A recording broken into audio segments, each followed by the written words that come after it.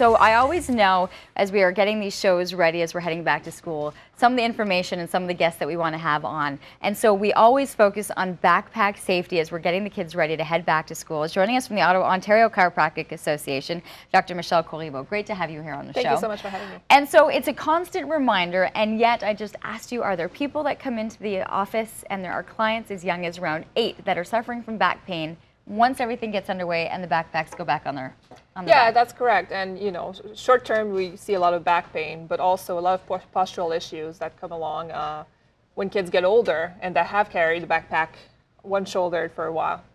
In terms of the weight, you're looking at, you know, it's different when you've got a couple of colored pencils and the lunch bag to go in with the younger kids, but as they're getting older, the books get heavier. There's a lot more work that's coming home, and so you really have to be careful. So when you're looking at a child that's young, 10% of their weight is what really as much as you want to carry in their backpack. So for a 60-pound child, that's only 6 pounds. So that's not much. And is that realistic? Are there ways to be able to bring that down? Right. A couple ways you can bring that down. Well, leave textbooks at home. Use just one single binders for all your lessons. One other thing you can do is send them to school with an empty water bottle. A liter water bottle is 2 pounds. So just having the empty one that they can fill up at school, that shaves off 2 pounds of their backpack. I know. I don't know why we panic in the morning of sending them off with some ice and some water. They're not moving out. They're just going to, exactly, right? Send them in, they go to the water fountain, they're able to fill it up at school and then take it out as well. And in terms of sizing and placement, how do you want the bag? Right. So you want to, the size of the backpack shouldn't be size for the kid, obviously. So between the shoulders and the hips would be a good size. All right.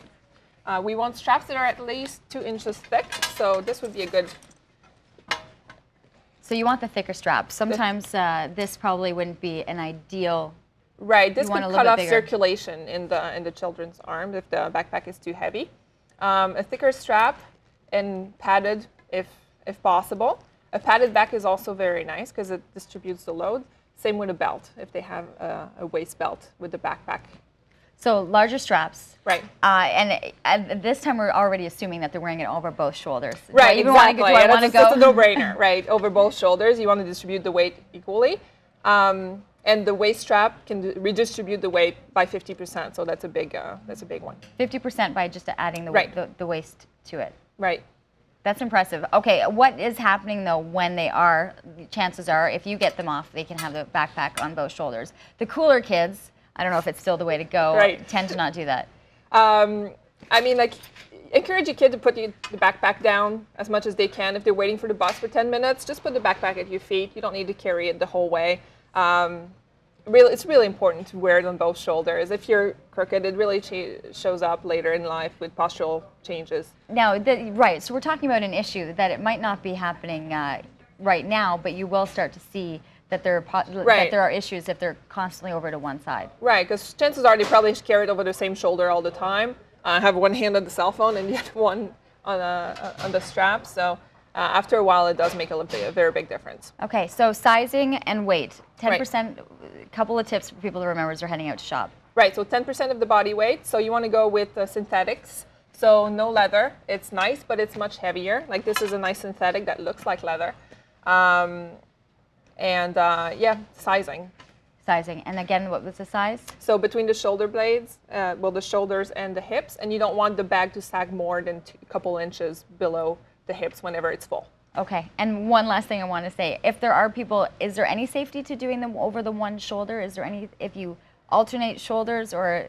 If you alternate shoulders, it might be okay, but you're better off probably with two straps. The 2 straps. And of course, you just want to avoid people coming in with these issues that you already start to see. Exactly. It's all about prevention, so that's what the Chiropractic Association wants to focus on.